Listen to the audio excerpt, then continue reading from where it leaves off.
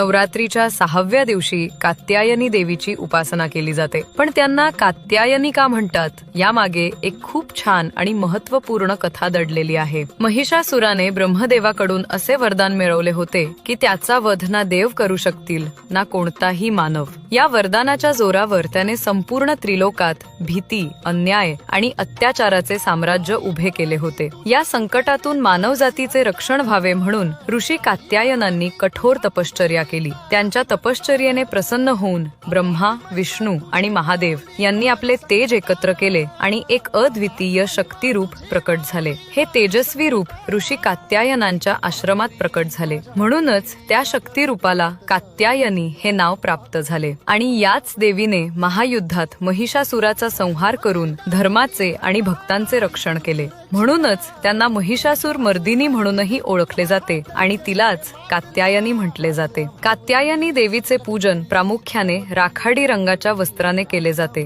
कारण हा रंग शांतता, समतोल आणि स्थैर्याचे प्रतीक मानला जातो. श्रद्धेने त्यांची उपासना केल्यास जीवनात आत्मविश्वास, इच्छाशक्ती आणि विजयाची ताकद संचारते. तसेच योग्य जीवनसाथी प्राप्त होतो आणि मानसिक